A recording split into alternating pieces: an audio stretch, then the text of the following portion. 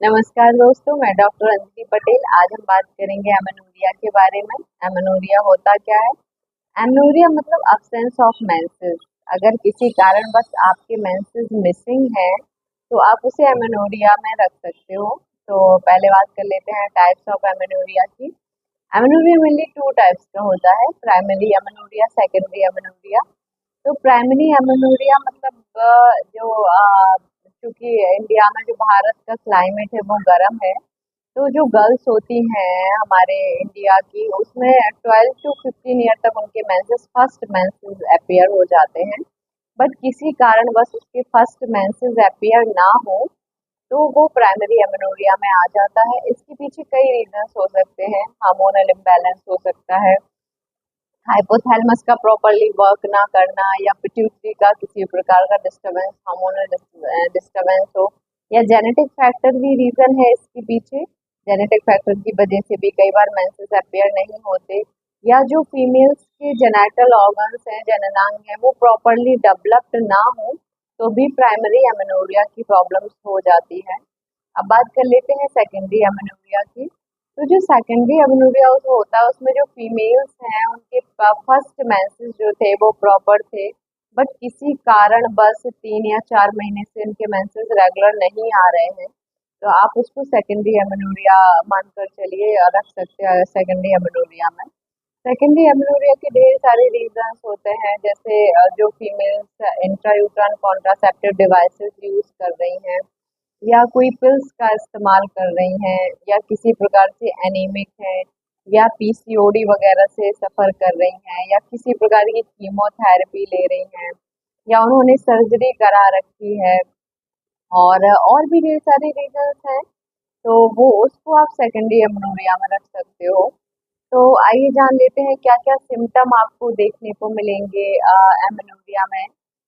तो एमेनोरिया के जो पेशेंट हैं उनमें मेनली हॉट फ्लशेस, मतलब बॉडी उनको अचानक से बॉडी में हीट जनरेट हो जाना, उनको बहुत गर्मी लगेगी, उलझन होने लगेगा, स्वभाव में चिड़चिड़ापन आने लगेगा, और वेट गेन होने लगेगा, और फेस पर एक्ने हो जाते हैं काफ़ी हॉट फ्लशेस के साथ-साथ, और अनवांटेड हेयर्स बॉडी में डेवलप्ड होने लगते हैं, वेट गेन होने लगता है। अच्छा, एक कारण ये भी होता है सेकेंडरी एमेनोरिया के कि सडन किसी फीमेल ने अपने वेट को रिड्यूस किया या सडन वेट को गेन किया, तो वो भी एक रीज़न है एमेनोरिया का। इसके अलावा जो नॉर्मल एमेनोरिया की हम बात करें तो यदि किसी को प्रेगनेंसी है तो वो प्राइमरी है, प्रेगनेंसी है तो वो नॉर्मल है। मतलब ये नहीं है कि आपको प्रेगनेंसी है तो आपको पीरियड्स नहीं आ रहे तो वो एबनॉर्मल है, प्रेगनेंसी में पीरियड्स नहीं आते हैं। तो प्रेगनेंसी एक रीज़न है, या आप मेनोपॉज़ एज पर हैं, आप 40 टू 50 के बीच में हैं, तो ये एज होती है कि आपके मेंसेस बंद होने को होते हैं, तो लास्ट टाइम में कुछ इरेगुलरिटीज़ आ जाती हैं मेंसेस में, और इसके साथ-साथ पीरियड्स बंद भी हो जाते हैं। हाँ, और लैक्टेटिंग मदर जो होती हैं, अगर मदर्स अपने बच्चे को मिल्क फीड करा रही हैं, तो उस केसेस में भी पीरियड्स नहीं आते हैं। तो पहले तो आपको फर्स्ट ऑफ ऑल ये कंफर्म करना होगा कि मतलब हमेशा ये नहीं होता कि एमेनोरिया है आपको तो हमेशा डिसीज़ कंडीशन भी है। ये डिपेंड करता है सिचुएशन के अराउंड कि आपके साथ क्या है सिचुएशन। तो इसके बाद हम चूँकि बात कर लेते हैं कॉम्प्लिकेशन के बारे में। तो सबसे पहला पीसीओडी ही सबसे बड़ा कॉम्प्लिकेशन है जो एमेनोरिया क्रिएट करता है, या पीआईडी भी, पेल्विक इन्फ्लेमेटरी डिसीज भी एमेनोरिया को क्रिएट करती है। ओवेरियन सिस्ट वगैरह भी कारण है इसका।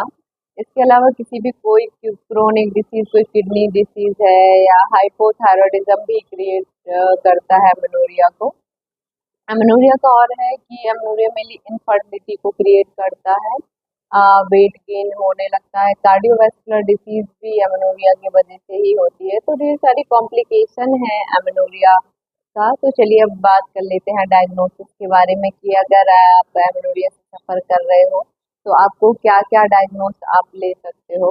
तो सबसे पहले जब आप किसी क्लिनिक में जाते हो, और तो सबसे पहले तो जो है फिजिकल एग्जामिनेशन किया जाता है। फिजिकल एग्जामिनेशन के बाद ब्लड टेस्ट करवाया जाता है, हार्मोन टेस्ट करवाया जाता है, या पिट्यूटरी को अगर डॉक्टर को ये डाउट है कि आपकी पिट्यूटरी प्रॉपर वर्क नहीं कर रही तो उसके लिए सीटी या एमआरआई भी करवाया जा सकता है। अल्ट्रासाउंड होल एब्डोमेन भी कराया जा सकता है। और अगर कोई ग्लैंडुलर डिसऑर्डर है तो हार्मोन टेस्टिंग या जेनेटिक टेस्टिंग कराई जाती है। तो ये सब डायग्नोस है जो आप करा सकते हो अमेनोरिया के केस में। अब बात कर लेते हैं ट्रीटमेंट के बारे में। तो ट्रीटमेंट में मेनली फर्स्ट ऑफ ऑल ये क्लियर करिए कि कहीं आपको प्रेगनेंसी तो नहीं है। सेकंड ये रहता है कि आप लैक्टेटिंग मदर तो नहीं है। और थर्ड है कि अगर आप प्रेगनेंसी हो, मेनोपॉज आपका चल रहा है, तो भी ये ट्रीटेबल नहीं है, ये ट्रीट नहीं किया जा सकती है, नॉर्मल फंक्शनिंग है। इसके बाद हम जान लेते हैं कुछ होम्योपैथिक मेडिसिन के बारे में जो बहुत हेल्प करेंगी आपको एमेनोरिया को ट्रीट करने में। तो इसमें फर्स्ट ऑफ ऑल सबसे एमेनोरिया की बेस्ट मेडिसिन है पल्सेटिला। पल्सेटिला उन फीमेल्स को दी जाती है जो इजीली सफ़र कर रही होती हैं, अ, मतलब कोल्ड वेदर से जल्दी अफेक्टेड हो जाती हो, जिनको खांसी जुकाम बुखार बहुत जल्दी हो जा रहा हो, बंद जगह पर जिनको सफोकेशन होता हो, मेंसेस क्लियर ना हो, मतलब अब्सेंस हो जब भी आ रहे हैं तो बहुत स्कैंटी हो, ना के बराबर हो, डिस्चार्ज जो है बहुत ब्लैकिश हो रहा हो, एक दो दिन ही उनके पीरियड्स रहते हो, बहुत कम क्वांटिटी में हो, बहुत पेनफुल पीरियड्स हो, तो ऐसी महिलाओं को पल्सीटिला 200 की दो दो बूंद सुबह दोपहर शाम टाइम पर दे सकते हैं। नेक्स्ट मेडिसिन है सीपिया। तो सीपिया बहुत अच्छी मेडिसिन है एमेनोरिया की। जिन महिलाओं में पीरियड्स लंबे समय से नहीं आ रहे हैं, 3 महीने हो गए, 4 महीने हो गए, और इसके बाद पीरियड्स इरेगुलर हैं, कभी 3 महीने पर आ रहे हैं, कभी 2 महीने पर आ रहे हैं, कभी हैवी ब्लीडिंग के साथ आ रहे हैं, कभी ब्लीडिंग बहुत कम हो रही है, और ऐसी महिलाएं बहुत चिड़चिड़ी स्वभाव की हो गई हैं, बहुत चिड़चिड़ापन उनमें है, तो ऐसी महिलाओं को जो है सीपिया 200 दो दो बूंद सुबह दोपहर शाम लें, उनको बहुत आराम मिलेगा। अगर एमेनोरिया के साथ-साथ बल्की यूट्रस की शिकायत है फीमेल्स में, तो उनमें मेडिसिन्स अलग चली जाती हैं क्योंकि होम्योपैथी सिम्पटम बेस है। तो कोनियम मैक्युलेटम, बेलाडोना, एपिस मेलिफिका ये भी बेस्ट मेडिसिन है जो हेल्प करती है एमेनोरिया से बचने के लिए। तो इस और भी जैसे पीसीओडी से अगर कोई महिला सफ़र कर रही है और उसमें एमेनोरिया देखने को मिल रहा है, तो ऐसे केस में जो है एपिस मेलिफिका बहुत अच्छी मेडिसिन है। एपिस मेलिफिका 200 को आप दो दो बूंद सुबह दोपहर शाम लें तो आपकी ओवरी में किसी भी प्रकार की सिस्ट है या वाटर एक्युमुलेशन है और इसके साथ साथ बल्कि यूट्रस है, तो एपिस मेलिफिका बहुत हेल्प करती है एमेनोरिया से बचने के लिए। अकोनियम मैक्युलेटम का इस्तेमाल भी एमेनोरिया को ट्रीट करने में किया जाता है। यूट्रस में स्वेलिंग के साथ साथ पेशेंट में टेंडेंसी हो ग्लैंडुलर एनलार्जमेंट की या ग्लैंड में स्वेलिंग की, और चिली पेशेंट हो, मतलब इजीली अफेक्टेड हो रहा हो ठंडी चीज़ों से, ठंडे पानी से, कुछ भी कोल्ड लेने से उसको खांसी जुकाम बुखार जल्दी हो जाता हो, या उसकी जो ग्लैंड है उसमें स्वेलिंग आ जाती हो, तो ऐसे केसेस में कोनियम मैक्युलेटम 30 की दो दो बूंद सुबह दोपहर शाम आप ले सकते हो। मिडोराइनम भी एक अच्छी मेडिसिन है एमेनोरिया के केस में। जो फीमेल को मेंसेस ना आते हो और 2-3 महीने के गैप पर जब मेंसेस आते हो तो बहुत पेनफुल मेंसेस हो, और मेंसेस का जो ब्लड हो बहुत ही मतलब बोलते हैं डर्टी हो, डार्क हो, इजीली वॉशेबल ना हो, उसको जल्दी से वॉश ना कर पा रहे हो, काफ़ी बार उसको वॉश करना पड़े, तो ऐसी केसेस में मिडोराइनम 30 की दो दो बूंद सुबह दोपहर शाम ट्रीट करने के लिए आप ले सकते हो। हमारी नेक्स्ट मेडिसिन है क्रियोशोट। तो क्रियोशोट का इस्तेमाल भी एमेनोरिया में किया जा सकता है। ऐसी फीमेल्स जिनके मेंसेस बहुत ही कम हो रहे हों, मेंसेस का जो ब्लड है बहुत डार्क हो, बहुत डार्क हो, थिक हो, क्लॉट्स के साथ हो, पेनफुल हो, तो ऐसी महिलाएं जो है क्रियोसोट 30 की दो दो बूंद सुबह दोपहर शाम अपने टंग पर ले सकती हैं। इसके अलावा बहुत बेस्ट मेडिसिन है कैलकेरिया का।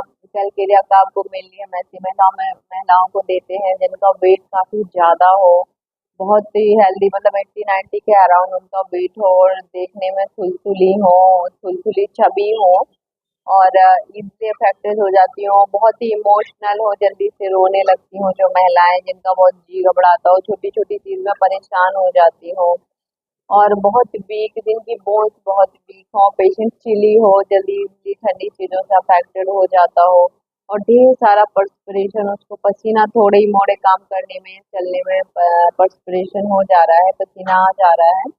तो ऐसी महिलाओं को जो है कैलकेरिया का 1 ml में 2-2 बूंद सुबह दोपहर शाम एक ही बार देना रहता है।